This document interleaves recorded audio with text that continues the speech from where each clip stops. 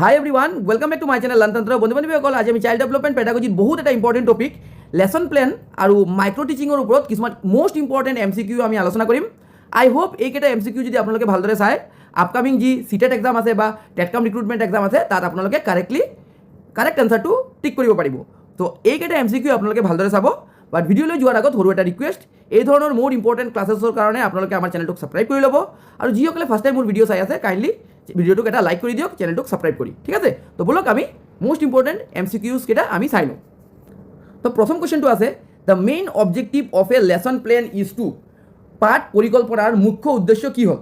আমি lesson plan আৰু micro' teaching এইটো আমি DLEDত আৰু বিশেষকৈ BEdৰ যেতিয়া আমি প্ৰেক্টিছ টিচিং কৰিছিলোঁ বা ক্লাছ কৰিছিলোঁ তেতিয়া আমি মানে এই গোটেইকেইটা কনচেপ্ট বা গোটেইকেইটা টপিক আমি পাইছিলোঁ।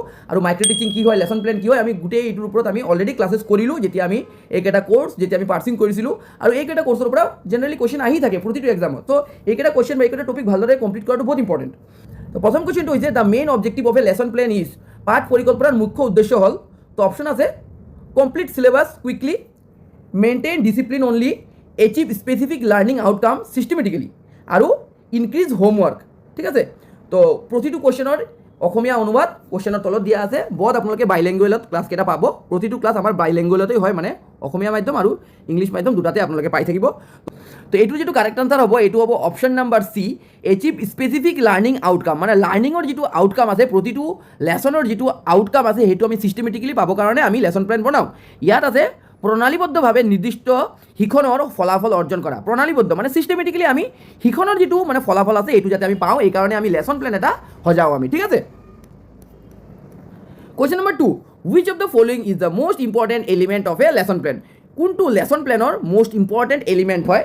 আৰু অপশ্যন আছে তলৰ কোনটো পাঠ পৰিকল্পনাৰ আটাইতকৈ গুৰুত্বপূৰ্ণ উপাদান? তো অপশ্যন আছে টিচাৰ ছিগনেচাৰ, ইনষ্ট্ৰাকশ্যনেল অবজেক্টিভছ, ইয়াৰ পাছত আছে এটেণ্ডেঞ্চ ৰেকৰ্ড আৰু চিটিং এৰেঞ্জমেণ্ট। ঠিক আছে, তো এইটো বহুত ইম্পৰ্টেণ্ট কুৱেশ্যন।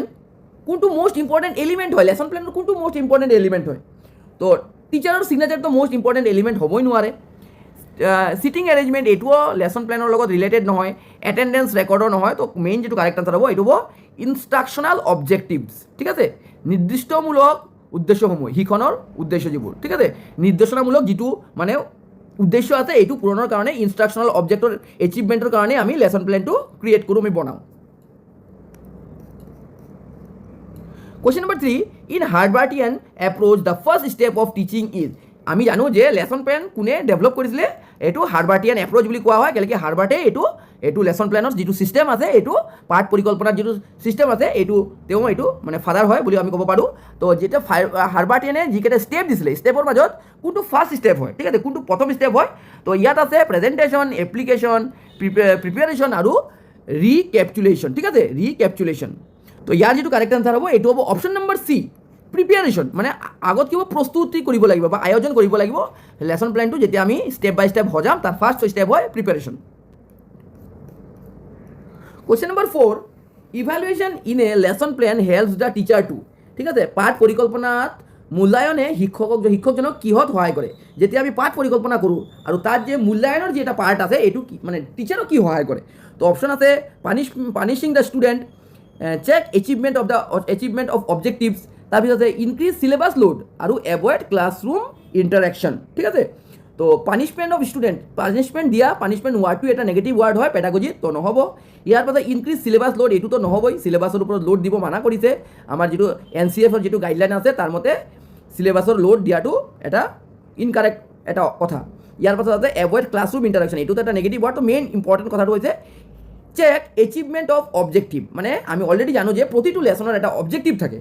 ঠিক আছে, সেই অবজেক্টিভ কেইটা এচিভ হৈছে নে নাই এইটো ইভালুৱেশ্যনৰ মাধ্যমত কি কৰা হয়, শিক্ষকজনে এইটো অনুসন্ধান কৰে বা এইটোৰ মূল্যায়ন কৰে। ঠিক আছে, question number 5, a good lesson plan should be. এটা গুড লেসন প্লেনৰ কি পৰিকল্পনা মানে কি কাঠামো থাকিব লাগে বা কি কেৰেক্টাৰিষ্টিক থাকিব লাগে? তো কৈছে a good lesson plan should be rigid and flexible, teacher centred only, flexible and learner centre, examination orientation only. ঠিক আছে, তো লেসন প্লেন হ'ব কাৰণে টিচাৰ চেণ্টাৰ হ'লেতো কেতিয়াও নহ'ব লেসন প্লেন। ইয়াৰ পাছত দিছে এক্সামিনেশ্যন অৰিয়েণ্টেশ্যন অনলি, এইটো হ'লেও নহ'ব। এতিয়া কৈছে ৰেজিড এণ্ড ফিক্সড, এইটো হ'লেও নহ'ব। তো কি হ'ব লাগে এটা লেসন প্লেন? কি হ'ব লাগে? সদায় ফ্লেক্সিবল এণ্ড লাৰ্নাৰ চেণ্টাৰ, নমনীয় আৰু শিক্ষাৰ্থী কেন্দ্ৰিক। ঠিক আছে নমনীয় হ'ব লাগিব, ফ্লেক্সিবল হ'ব লাগিব, যেতিয়া আমি বিচাৰোঁ তেতিয়াই চেঞ্জ কৰিব পাৰিব লাগিব। লেচন প্লেন এটা ৰেজিড হ'লে নহ'ব যে এবাৰ বনাই লৈছোঁ এইটো দি আমি চলাব লাগিব এই ক্লাছটো, নহ'ব। According to need of the class, according to need of the students we have to change the lesson plan. আৰু শিক্ষাৰ্থী কেন্দ্ৰিক মানে ষ্টুডেণ্ট চেণ্টাৰ হ'ব লাগিব। তো correct answer option number C. Question number 5, a unit plan mainly focused on, ঠিক আছে, এটা গোট পৰিকল্পনাই ঘাটকৈ কিহৰ ওপৰত গুৰুত্ব দিয়ে। এতিয়া আমি লেচন প্লেনৰ পৰা আমি আহিছোঁ ইউনিট প্লেনৰ ওপৰত। ইউনিট প্লেনৰ এতিয়া আমি কুৱেশ্যন আনচাৰ আমি চাম যে ইউনিট প্লেন বহুত ইম্পৰ্টেণ্ট। লেচন প্লেন আমি জানিলোঁ, এতিয়া ইউনিট প্লেনৰ কিছুমান ইম্পৰ্টেণ্ট কথা আছে। তো ইউনিট প্লেনৰ মেইন ফ'কাছ কি থাকে? অপশ্যন আছে 1 ক্লাছৰুম পিৰিয়ড, তাৰপিছত আছে এ কমপ্লিট টপিক অৰ কনচেপ্ট এৰিয়া, ইয়াৰ পাছত আছে কো কাৰিকুলাৰ এক্টিভিটিজ অনলি, আৰু আছে কি হোমৱৰ্ক শিডিউল, ঠিক আছে। তো কোনটো হ'ব? ইউনিট প্লেন কিয় কৰা হয়? তো ইউনিট প্লেন কৰাৰ যিটো মেইন উদ্দেশ্য আছে এইটো হৈছে 1 ক্লাছৰুম পিৰিয়ড, এইটোতো নহ'ব, নেগেটিভ হয়। তাৰপিছতে কো কাৰিকুলাৰ এক্টিভিটি এইটোও নহ'ব, হোমৱৰ্ক শিডিউল এইটোও নহ'ব। তো অপশ্যন কাৰেক্ট বি হ'ব কিন্তু এ কমপ্লিট টপিক অৰ কনচেপ্ট এৰিয়া, মানে এটা টপিক কমপ্লিট কৰা বা কনচেপ্ট এটা গোটেই কনচেপ্টটোৰ ওপৰত ক্লাছ দিয়া। ইউনিট প্লেন সেইকাৰণে বনোৱা যে এটা ইউনিট কৰি শিক্ষকজনে ক্লাছ দিব। প্ৰতিটো ইউনিটৰ কাৰণে এটাকে বেলেগকৈ প্লেন বনাব লাগিব এটা সম্পূৰ্ণ বিষয় বা ধাৰণা ক্ষেত্ৰৰ ওপৰত, ঠিক আছে। এইটো তাৰ মেইন ফ'কাছ থাকে। যিসকলে ভিডিঅ'টো চাই আছে কাইণ্ডলি এটা লাইক হিট কৰি দিব। আপোনালোকে এটা লাইক কৰিলে আমাৰ মটিভেশ্যনটো বাঢ়ি থাকে আৰু এই ধৰণৰ মোৰ ইম্পৰ্টেণ্ট ক্লাছেছ আনিবৰ কাৰণে, ঠিক আছে। আৰু নতুনকৈ কোনোবা যদি চাই আছে ভিডিঅ'টো কাইণ্ডলি চেনেলটোক ছাবস্ক্ৰাইব কৰি ল'ব। Question number 7, which of the following is an essential characteristic of a good unit plan? তলৰ কোনটো এটা ভাল গুড পৰিকল্পনা অপৰিহাৰ্য বৈশিষ্ট্য, ঠিক আছে। তো অপশ্যন আছে lack of objective, rote learning, correlation among the concept and ignoring evaluation, ঠিক আছে। তো কৈছে which of the following is the essential characteristic of a good unit plan, কোনটো মানে এটা ভাল ইউনিট প্লেনৰ এটা ক্যাৰেক্টাৰিষ্টিক হয়, ঠিক আছে।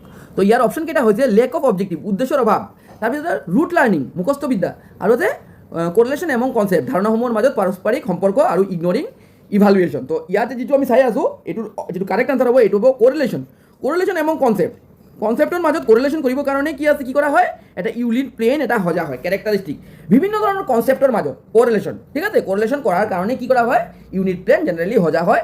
আগৰ কনচেপ্টৰ লগত এতিয়াৰ কনচেপ্ট কিদৰে আমি কানেকশ্যন কৰিব পাৰোঁ সেইটো কৰাৰ কাৰণে কি কৰা হয়? কাৰেক্ট ইউনিট প্লেন এটা বনোৱা হয়। Question number 8, in a unit plan evaluation should be, এটা কাৰেক্ট ইউনিট প্লেনত ইভালুৱেশ্যন কিদৰে হ'ব লাগে? তো অপশ্যন আছে completely avoid, done only at the end of the year, continuous and comprehensive, and limited to oral test. তো unit plan যেতিয়া আপুনি বনাব তেতিয়া ইভালুৱেশ্যন ফেক্টৰটো আপোনালোকে কিদৰে ৰাখিব? তো কমপ্লিটলি এভইড এইটোতো নহ'ব, ডান only at the end of the ইয়াৰ, বছৰৰ লাষ্টত খালি কৰিব কৈছে, তো এইটোতো নহ'বই। ইয়াৰ পাছত কৈছে কণ্টিনিউৱাছ এণ্ড কম্প্ৰিহেনচিভ, তো এইটোৱে হ'ব কাৰেক্ট আনচাৰ। কেলেকি আমি জানো CCE বহুত important, continuous and comprehensive. Question number 9, a good unit plan should provide opportunities for, এটা ভাল ইউনিট প্লেনে কিহৰ কাৰণে অপৰচুনিটি দিব লাগে? ইয়াত অপৰচুনিটি মানে হৈছে যে মানে মেইন যিটো গুৰুত্বটো কোনটোত দিব লাগে। ইয়াত অপৰচুনিটিৰ কথাটোৰ অৰ্থ হৈছে যে মেইন গুৰুত্বটো ক'ত দিব লাগে, ঠিক আছে, সুযোগ প্ৰদান ক'ত কৰিব লাগে। তো ইয়াত দিছে পেছিভ লিছনিং অনলি, খালি শুনি থাকিব। তাৰপিছতে individual differences among learners, punishment method না, আৰু মেমৰাইজেশ্যন উইদাউট আণ্ডাৰষ্টেণ্ডিং। তো পেছিভ লিছনিং নহ'ব, তাৰপিছত পানিছমেণ্ট মেথড নহ'ব, আৰু মেমৰাইজেশ্যন কৰাটো একদম নেগেটিভ ৱাৰ্ড। এইটো হ'ব ইণ্ডিভিজুৱেল ডিফাৰেঞ্চটো মনত ৰাখি টিচাৰজনে লেচন প্লেনটো বা ইউনিট প্লেনটো সজাব লাগে। Question number 10, the sequence in a unit plan should be, এটা সিকুৱেঞ্চ কিদৰে হ'ব লাগে ইউনিট প্লেনত? তো অপশ্যন আছে random, simple to complex, difficult to simple only, না আনৰিলেটেড টু অবজেক্টিভছ, ঠিক আছে। তো এটা ভাল ইউনিট প্লেনৰ কি সিকুৱেঞ্চ হ'ব লাগে? তো ৰেণ্ডম কৰিলেতো নহ'ব, লাৰ্নাৰ চেণ্টাৰ হ'ব লাগিব, ছিষ্টেমেটিক হ'ব লাগিব। ডিফিকাল্ট টু চিম্পল এইটোতো উল্টা হৈ গ'ল, বাচ্চাৰ কাৰণে এইটো ডিফিকাল্ট লেভেল, এইটো ডিফিকাল্ট হয় আৰু নেগেটিভ হয়। আনৰিলেটেড টু অবজেক্টিভছ এইটোতো নহ'বই। তো আটাইতকৈ বেষ্ট কি হয়? চিম্পল টু কমপ্লেক্স, সহজৰ পৰা জটিললৈ যোৱা। Question number 11, micro' teaching is mainly used for, এতিয়া আমি আহি গৈছোঁ মাইক্ৰ' টিচিঙৰ কুৱেশ্যনত। আমি পঢ়িলোঁ ইউনিট প্লেন, লেচন প্লেন, এতিয়া আমি মাইক্ৰ' টিচিং পঢ়িম। তো অনুশিক্ষণ ঘাইকৈ কিহৰ বাবে ব্যৱহাৰ কৰা হয়? মাইক্ৰ' টিচিং কিহৰ কাৰণে ইউজ কৰা হয়? মেইনলি তাৰ অবজেক্টিভ কি হয়? তো চিলেবাছ কমপ্লিশ্যন, পাঠ্যক্ৰম শেষ কৰিবলৈ, teacher training and skill development, আৰু আছে ক্লাছৰুম পানিছমেণ্ট, ষ্টুডেণ্ট এডমিশ্যন। তো আমি সকলোৱে জানো মাইক্ৰ' টিচিং কৰা হয় টিচাৰৰ ট্ৰেইনিং আৰু স্কিল ডেভেলপমেণ্টৰ কাৰণে, ঠিক আছে। টিচাৰৰ ট্ৰেইনিং আৰু স্কিল ডেভেলপমেণ্টৰ কাৰণে মাইক্ৰ' টিচিং কৰা হয়। তাৰপিছত যে the concept of micro' teaching was develop by, কোনে মাইক্ৰ' টিচিঙৰ কনচেপ্ট দিছিল? তো অপশ্যন আছে BF Skinner, John Dewey, DW Allen আৰু পিয়াগিয়েট। তো এইটোৰ এনচাৰ আপোনালোকে আই হোপ সকলোৱে জানে, DW এলিন তেওঁ হয় মাইক্ৰ' টিচিঙৰ ফাদাৰ বা প্ৰপণ্ডেট কৰিছিল, মানে দিছিল। Question number 13. In micro teaching, the teaching lesson is usually conducted for, যিটো মানে টিচিং দিয়া হয় মাইক্ৰ' টিচিঙত, এইটো মানে কিমান সময়ৰ কাৰণে দিয়া হয়, টাইমিংটো কি থাকে, এইটো আহে এক্সামত, বহুত ইম্পৰ্টেণ্ট কুৱেশ্যন হয় এইটো। তো অপশ্যন আছে 40 to 45 minute, 1 hour, 5 to 10 minute, whole day. তো এইটো জনাটো দৰকাৰ, আপোনালোকে আই হোপ সকলোৱে জানে, বাট এইটো মেমৰিত ৰাখিব। 5 পৰা 10 মিনিটৰ কাৰণে এটা মাইক্ৰ' টিচিঙৰ এটা ছেশ্যন এটা থাকে এজনৰ, ঠিক আছে। তাৰপিছত আছে টিচ, ৰিটিচ, ৰিপ্লেন চাইকেল ইজ ৰিলেটেড টু, আপোনালোকে সকলোৱে জানে মাইক্ৰ' টিচিঙৰ এটা বহুত ইম্পৰ্টেণ্ট এটা পাৰ্ট এটা হয় টিচ, ইয়াৰ পাছত ৰিটিচ দিব আৰু ৰিপ্লেন কৰিব লাগিব, তাৰপিছত আপুনি আকৌ টিচিং দিব লাগিব। আপুনি টিচিং দিব, সেইটো চাই আকৌ কি কি ডিফৰ্মিটিজ আছে টিচাৰজনে ক'ব, আপোনাৰ যিজন শিক্ষক থাকিব BEd কলেজত বা DLEdত, তাৰপিছত আপুনি আকৌ ৰিপ্লেন কৰিব লাগিব, আকৌ ৰিটিচ কৰিব লাগিব, ঠিক আছে। টিচ, ৰিটিচ, ৰিপ্লেন, এইটোৰ কাৰেক্ট আনচাৰ সকলোৱে জানে মাইক্ৰ' টিচিং। যিসকলে ভিডিঅ'টো চাই আছে কাইণ্ডলি এটা লাইক হিট কৰি দিব। আৰু এটা কথা আপোনালোকক জনাব বিচাৰোঁ, যদি আপোনাৰ পাৰ্চনেল মোৰ নোটছৰ প্ৰয়োজন হয়, মই যিকেইটা পাৰ্চনেল নোটছ মই বনাওঁ সেইকেইটা যদি আপোনালোকে প্ৰয়োজন হয়, আপোনালোকৰ মই যিকেইটা নোটছ পঢ়িছিলোঁ বা নোটছ বনাইছিলোঁ সেইকেইটা যদি এই ক্লাছৰ ওপৰত যদি আৰু নোটছৰ প্ৰয়োজন হয়, আপোনালোকে এটা কাম কৰিব পাৰে, আমাৰ যিটো ফেচবুক পেজ যিটো আছে তাৰ এটা ছাবস্ক্ৰিপশ্যন অপশ্যন আছে, সেই ছাবস্ক্ৰিপশ্যন অপশ্যনটো আপোনালোকে লৈ ল'ব পাৰে। বেছি নহয়, এমাউণ্টটো বহুত কম হয়, 89 ৰুপিজ হয় মাত্ৰ।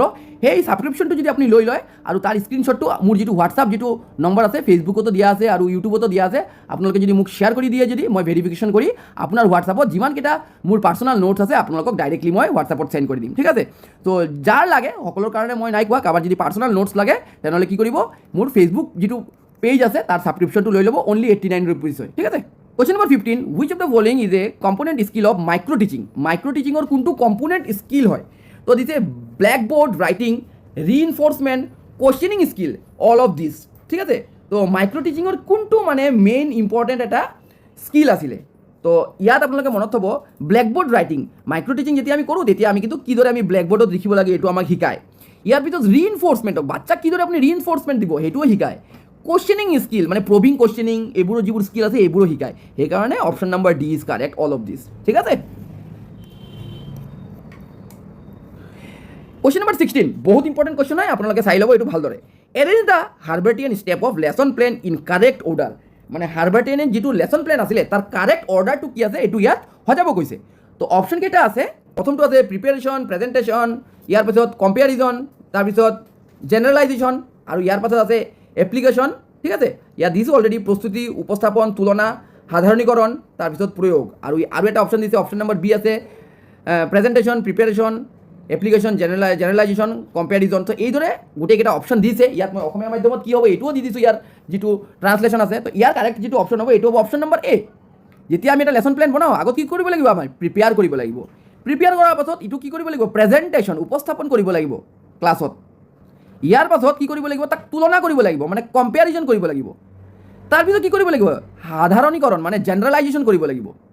ইয়াৰ পাছত কি কৰিব লাগিব, এপ্লিকেশ্যন কৰিব লাগিব, মানে প্ৰয়োগ কৰিব লাগিব। বহুত ইম্পৰ্টেণ্ট হয়, বহুতে মিষ্টেক কৰে এক্সামত, বহুতে মিষ্টেক কৰে।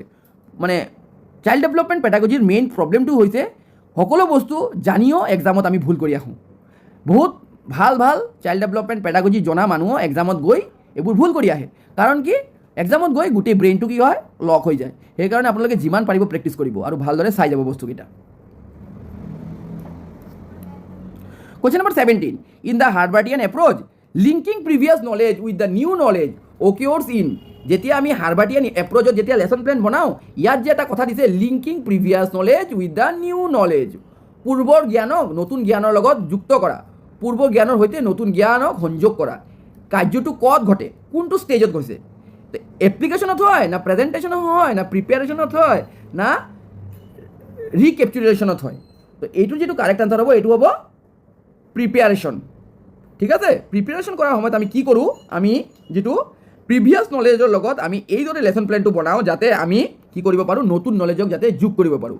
তো যেতিয়া প্ৰস্তুত কৰোঁ আমি লেচন প্লেনটো, তেতিয়া এইটো আমাৰ মূৰত থাকিব লাগিব যে আমি এইদৰে লেচন প্লেনটো বনাম, আমি এইদৰে লেচনটো দিম যাতে ষ্টুডেণ্টে তাৰ পাষ্ট নলেজৰ লগত ইয়াক লিংক কৰিব পাৰে ঠিক আছে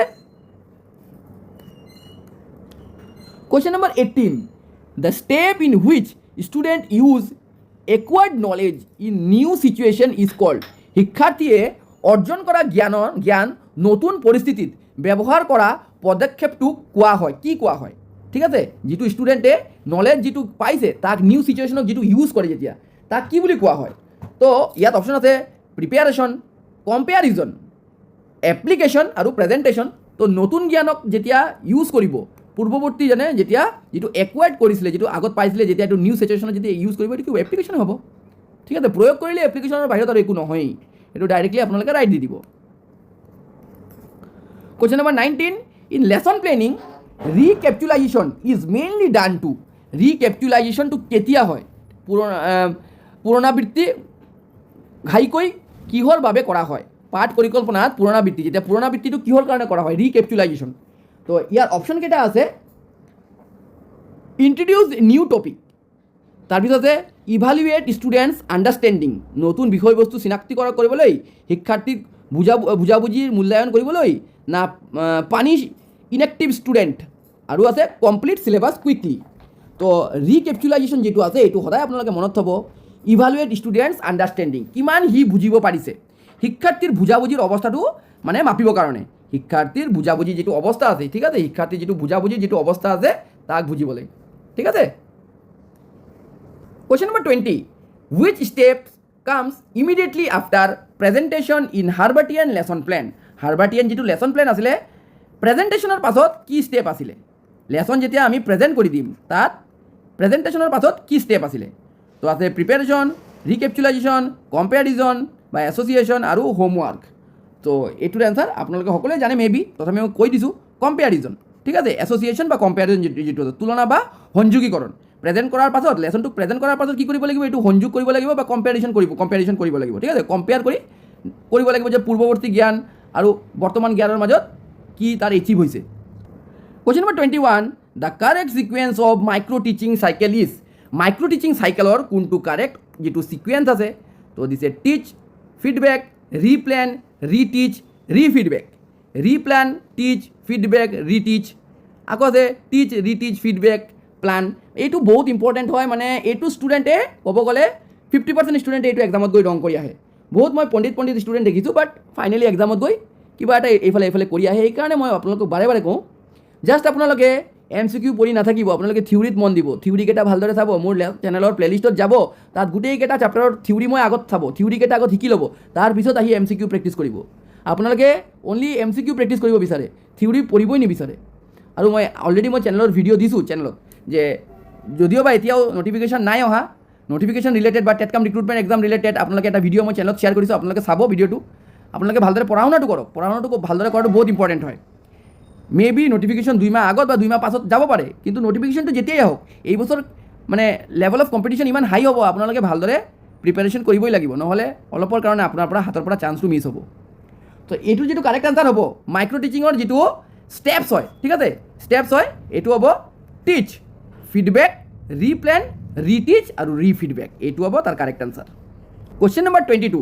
In micro teaching, feedback is provided mainly for micro teaching ত ফিডবেকটো কিয় দিয়া হয় মাইক্ৰ' টিচিঙত ফিডবেকটো কিয় দিয়া হয় ক্ৰিটিচাইজিং টিচাৰ্ছ টিচাৰ ট্ৰেইনিং না improving teaching skills classroom control only increasing syllabus load micro' টিচিঙৰ যিটো টিচিং হয় বা ফিডবেক যিটো হয় এইটো কিয় দিয়া হয় ফিডবেকটোৰ মুখ্য উদ্দেশ্যটো কি হয় তো মুখ্য উদ্দেশ্যটো ক্ৰিটিচাইজিং টিচাৰ ট্ৰেইনিং সমালোচনা কৰিবৰ কাৰণেতো নিশ্চয় এইটো নহ'ব ইম্প্ৰুভিং টিচিং স্কিল সেই টিচাৰজনৰ তাক ট্ৰেইনিং দি তাৰ স্কিলটো ইম্প্ৰুভ কৰাৰ কাৰণে ইমান মাইক্ৰ' টিচিঙৰ গোটেই ছিষ্টেমটো অনা হৈছে Question number 23. The replan stage in micro teaching is based on অনুশীক্ষণত পুনৰ পৰিকল্পনা পৰ্যায়টো কিহৰ ওপৰত আধাৰিত punishment record feedback receive after teaching না এটেণ্ডেঞ্চ শ্বীট আৰু কি আছে এক্সামিনেশ্যন ৰিজাল্ট অনলি তো এইটো একদম ইজি কথা ৰিপ্লেনটো কিয় কৰা হয় ফিডবেক ৰিচিভ আফটাৰ টিচিং ঠিক আছে টিচিং এবাৰ দিয়াৰ পাছত সেই শিক্ষকজনে যিটো ফিডবেক পায় তাৰ ওপৰতে কি কৰিব কয় টিচাৰজনক